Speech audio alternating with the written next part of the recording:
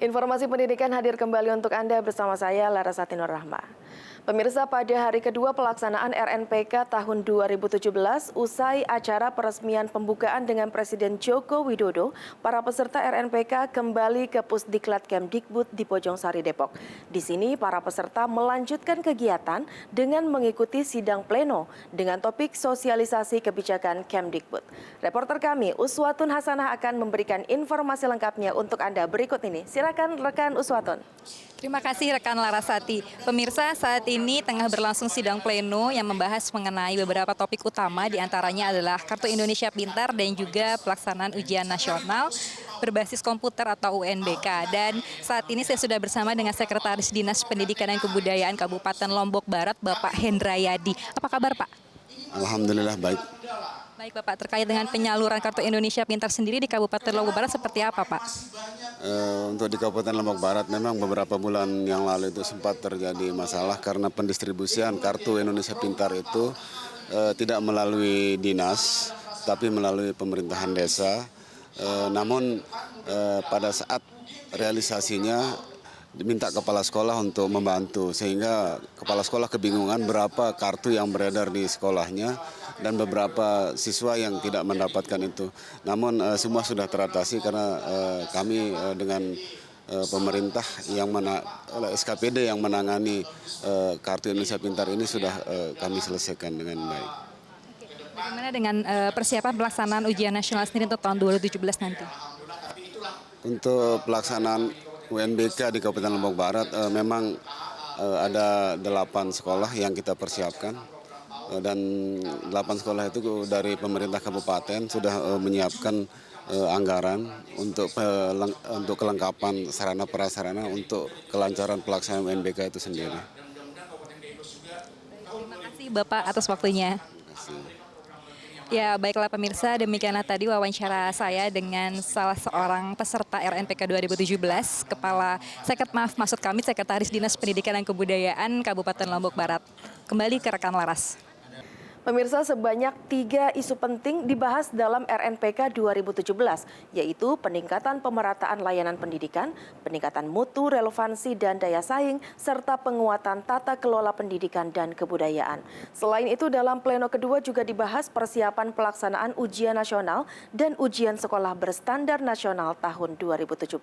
Berikut ini informasi selengkapnya kami hadirkan untuk Anda. Sidang pleno Rembuk Nasional Pendidikan dan Kebudayaan ini dipimpin langsung oleh Menteri Pendidikan dan Kebudayaan Muhadjir Effendi dan seluruh pejabat eselon 1 di lingkungan Kemdikbud. Dalam sidang pleno ini, ujian nasional menjadi salah satu topik bahasan utama. Mendikbud Muhadjir mengatakan fokus utama pemerintah adalah bagaimana memperkecil dampak negatif dari pelaksanaan UN. Seperti soal pilihan ganda yang membuat para siswa tidak mampu berpikir kritis analitis.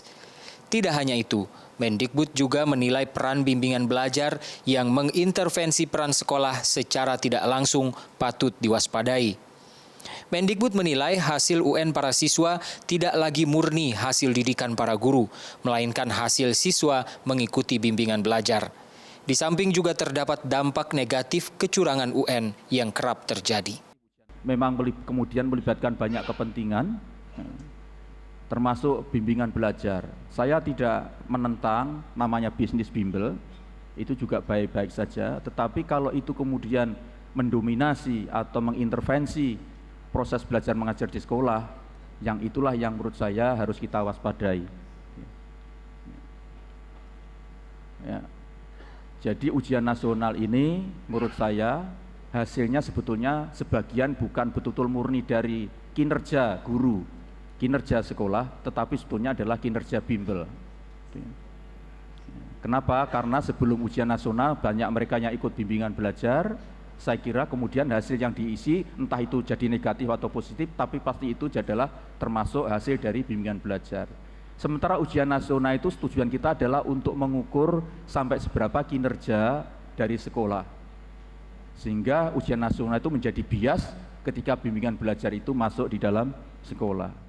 Mendikbud juga menambahkan USBN atau ujian sekolah berstandar nasional akan dilaksanakan mulai tahun 2017 ini. di mana para guru akan terlibat dalam proses pembuatan soal secara kolektif melalui asosiasi guru mata pelajaran secara berjenjang. Saya berharap mudah-mudahan ini akan bisa lebih meningkatkan tingkat kredibilitas atau keterpercayaan produk dari sekolah kita. Karena itu kalau ada pengakuan ujian nasional, maka sebaiknya juga harus ada pengakuan ujian sekolah berstandar nasional. Karena itu bedanya kecil, yang satu soalnya dibikin oleh pusat, yang ini paduan antara pusat dan guru itu sendiri. Dan yang lebih penting dengan USBN ini, kemudian kita mengembalikan hak dan kewenangan guru sesuai dengan Undang-Undang Sisdiknas kita, yaitu guru itu merencanakan, melaksanakan, dan mengevaluasi.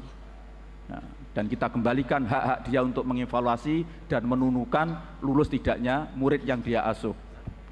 Tidak boleh guru yang merencanakan, yang ngajar, kemudian yang menentukan lulus kok orang lain. Sekalipun itu negara, saya kira itu menyalahi Undang-Undang Sisdiknas kita.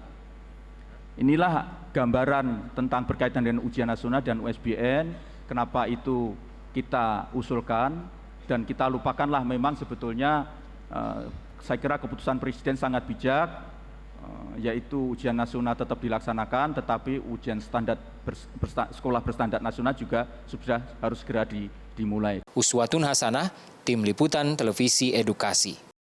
Pemirsa, kami masih menyimpan sejumlah informasi menarik lainnya. Tetaplah bersama kami, sesaat lagi kami akan segera kembali.